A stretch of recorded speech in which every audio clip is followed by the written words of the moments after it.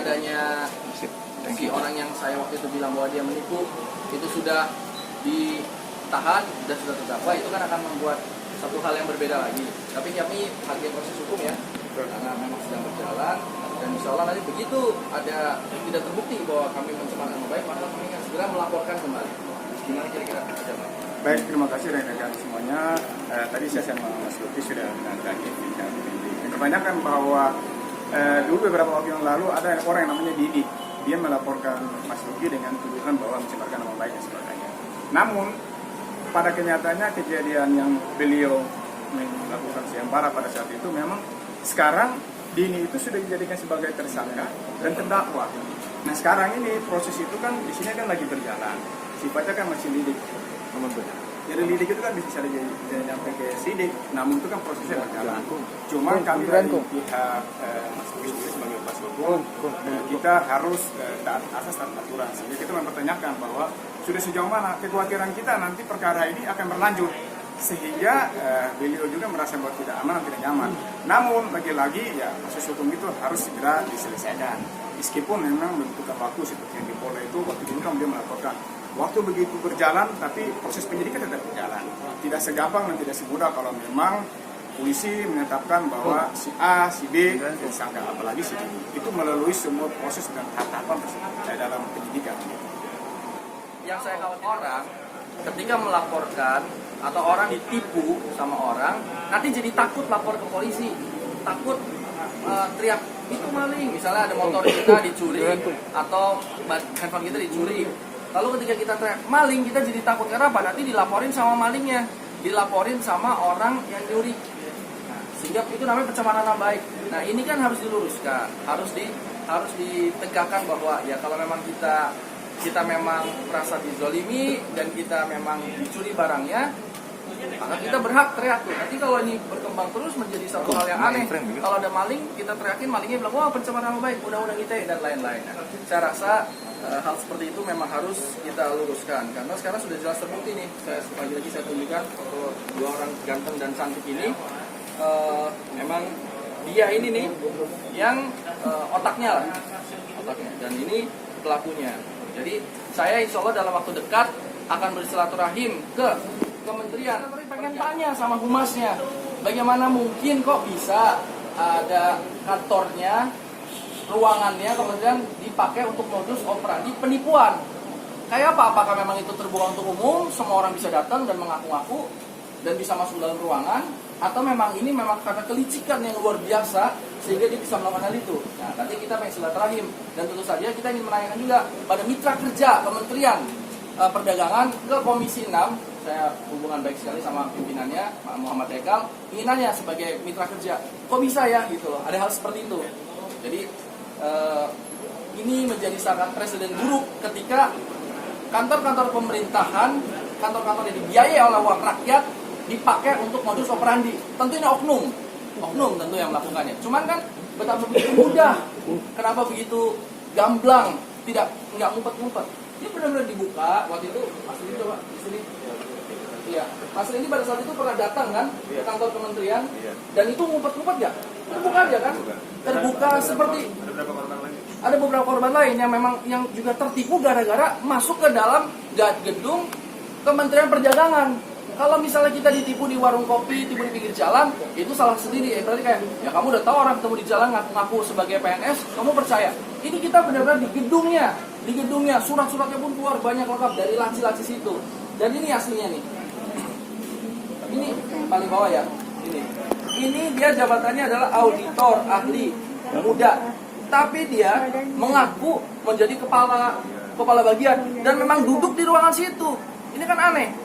Seorang yang memang bukan jabatannya bisa duduk dan diakui oleh banyak orang di situ. Oh ada Pak Sukawaluddin. Dibikin seolah-olah orang itu benar-benar kepala bagian. Nah ini mengerikan sekali dan saya yakin sekali wahai orang-orang yang tertipu, perusahaan-perusahaan kecil-kecil yang tertipu oleh oknum manusia yang ganteng ini, saya yakin bahwa banyak sekali. Karena dari teman saya aja begitu saya press conference, ada Pak Juan Sian tertipu 4 miliar, Mas Dani tertipu berapa, dan itu sudah melapor saat ini. Dan saya yakin masih banyak. Kenapa bisa orang tertipu begitu banyak miliaran? Karena apa? Memang modus operandinya di gedung pemerintahan. ini harus kita hentikan. Dan ketika saya menjadi orang yang pertama mempublish ke media sama manusia yang cantik rupawan ini, saya dilaporkan undang-undang ITE. Jadi semacam, saya merasa ini seperti sindikat oknum-oknum.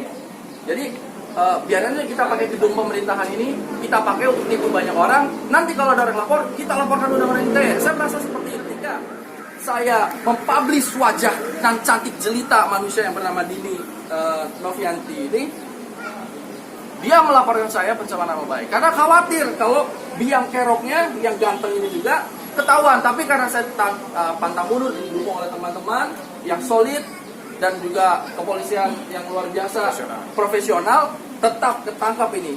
Ini ekornya, ini kepalanya kan itu. Dan saya tetap mengundang buat rekan-rekan, siapa tahu di luar sana ini ada yang merasa tertipu oleh dua orang ini, jangan sungkan laporkan. Kalau perlu kita publish nomor. Ente mau saya publish nomornya atau jangan dulu? Oh nanti aja. Oh nanti soalnya banyak yang ini ya.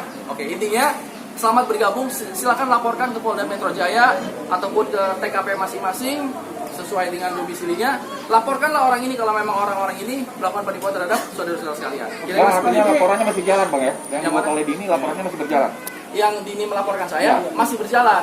Nah ini makanya saya minta kepastian seperti apa. Dan ini akan sedang berproses. Tapi sebenarnya Dini sendiri untuk kasus penipuan yang saya publish waktu itu ya sudah tersangka. Besok sidang. Besok ada sidangnya jam berapa? Jam siang 12. Besok sekitar jam 12-an di Pengadilan Jakarta Selatan gitu. Nanti kalau memang mau melihat penampakannya langsung silakan datang ke sana. Modusnya apa bang? Untuk iming-imingnya apa? Menjanjikan pegawai? Iya, jadi kami bukan tipikal orang-orang yang pengen cepat kaya dan rakus. Pan bang. Yang pengen cepat kaya seperti biara tuyul atau jaguar. Bukan, memang prosedural bahwa ada penawaran dari kementerian, penawaran kerjasama antar perusahaan untuk ada SPK-nya, keluar suratnya resmi, ada NPWP dan termasuk benar-benar dan itu dilakukan di kantor. Itu makanya meminta rekan-rekan, nanti saya akan datang ke DPR RI, ke Komisi 3, nanti sahabat saya yang terhormat Pak Arteri Dahlan itu insya Allah saya ingin silaturahmi. Kenapa bisa seperti ini Komisi ada hal seperti ini nih, dan juga Komisi 6 gitu. Karena nipunya nggak di pinggir jalan atau di kafe atau apa, di kementerian gitu loh, menggunakan gedung kementerian gitu.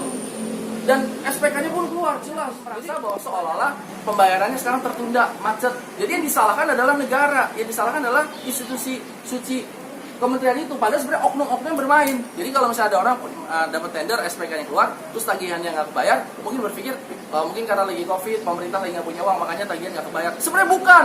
Sebenarnya itu adalah sindikat. Sebenarnya itu adalah suratnya aspal, asli tapi palsu. Formatnya, bentuknya memang seperti asli, tapi ternyata tidak terjadi apa-apa di situ. Tidak ada kas yang harus keluar dari kementerian. Oknum menipu, dan itu puluhan miliar.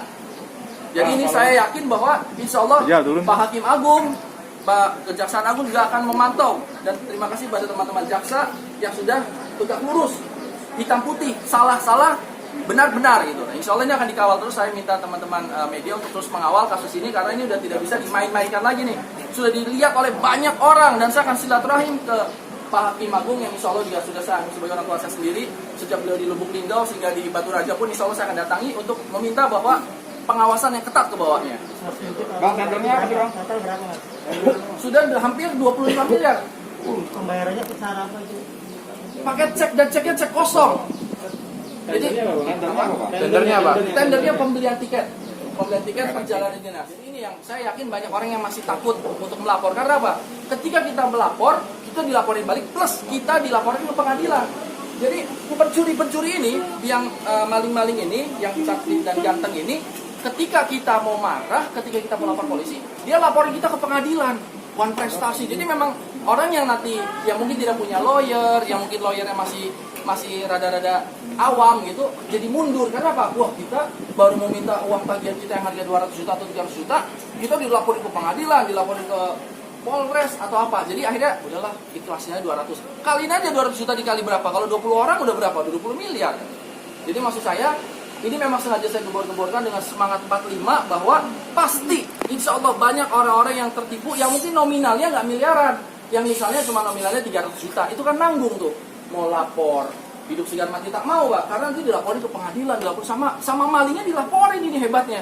Jadi maling pakai perangkat hukum seolah-olah merasa dia benar, padahal dia adalah maling gitu loh. Nah, kalau kayak kami kan, alhamdulillah nominalnya besar-besar tuh, di atas saya 8 miliar, ada yang 4 miliar. Jadi kita memang memperjuangkan betul-betul, dan alhamdulillah masih ada sisa-sisa lah sebelum kita akhirnya melakukan banyak PHK. Saya sangat prihatin karena apa? Perusahaan saya jadi tutup, yang mana tadinya itu menghidupi banyak orang. Berapa karyawan kita waktu itu? Ada sekitar 12 orang lebih. 12 orang itu jangan dari 12 orang ya, tapi kan dia juga punya anak dan istri. Itu terpaksa harus tutup. Belum lagi kantor rekan-rekan kami akhirnya tutup gara-gara penipuan ini gitu. Nah, kalau yang cuma 300 juta, 200 juta mungkin orang segan. Udahlah, ini apes. Udahlah, ini mungkin tagihan mandek. Nah, ini menjadi perhatian khususnya untuk penyelenggara negara, baik di yudikatif, legislatif ataupun eksekutif, bahwa banyak orang-orang yang memanfaatkan jabatannya, oknum-oknum memanfaatkan seragamnya, memanfaatkan gedung-gedung pemerintahan yang ada di uang rakyat, tapi dipakai untuk hal seperti ini.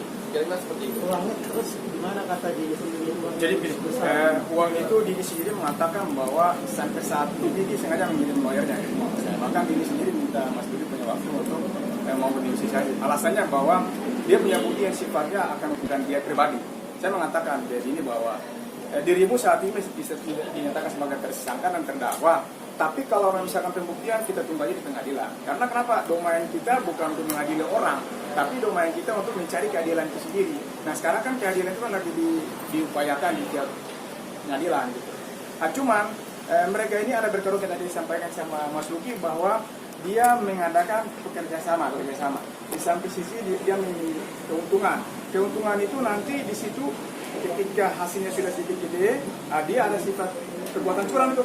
Dia menipu dan dia menggelapkan gitu. Nah, namun dia berstrategi lagi kalau kita pelajari bahwa dia mencoba membayar sebagian, waktu itu dia bayar 100 juta. Nah, ketika 100 juta itu berhasil, dia beralibi bahwa saya dalam keadaan seperti apalah, katakan seperti itu. Nah, tiba-tiba dilala dia mengajukan gugatan. Gugatan itu yang sifatnya bahwa sifatnya kita wan prestasi. Karena kenapa? Itu dia sudah bayar 100 juta. Nah, disinilah kalau kita melihat kita telah bahwa ini bagian daripada modus gitu. Mengalihkan dari pidana seolah menjadi perdata. Tapi dia lupa kalau dia berikan cek, kita melapor dengan cek itu, artinya dia dengan rangkaian kata-kata palsunya, dengan tipu muslihatnya, ya kan, dengan jabatannya dia mengeluarkan cek itu. Kalau masalah itu dia dan itu kosong semua bodong. Dan kita alasannya dia lagi bahwa karena waktu itu Anda tidak mencabut laporan di Polda. Bahkan dia bilang bahwa karena waktu itu tidak SP3. Proses SP3 itu nggak segampang dan tidak semudah itu akan ke situ, tapi kan kita mulai proses, yaitu proses laporan. Namun pasal 37, 32, 33 itu kan sifatnya kan delik biasa, boleh kita berdamai, tapi kadang-kala penyidik bilang itu berdamai, tapi kalau ini berjalan mengantisipasi, menghindari jangan sampai ada oknum-oknum lain yang ditipu. Buktinya tadi kan ada beberapa yang ditipu juga itu, kayak Juan Cia dan sebagainya. Mas Luki, terus harapan saya tanyakan juga. Jadi ketika tiba-tiba dia bilang sama pengacara saya, udah laporin aja nah. Di sini jelas-jelas bahwa dia sudah hitung bahwa uang yang dia tipu puluhan miliar, dia mencari oknum jahat di peradilan ataupun di pokoknya oknum yang jahat untuk hitungnya gini nih, bahasa kasar mungkin saya akan dituntut lagi untuk hal ini, tapi saya babat aja. Jadi ibaratnya dia nipu 40 miliar, dia udah siapin uang sekian untuk sekian gitu, di plot utama gitu. Jadi hitungannya kalau misalnya sampai gua kena ketahan pun di penjara setahun 2 tahun, tapi gua dapat uang 20 miliar. Saya rasa tuh seperti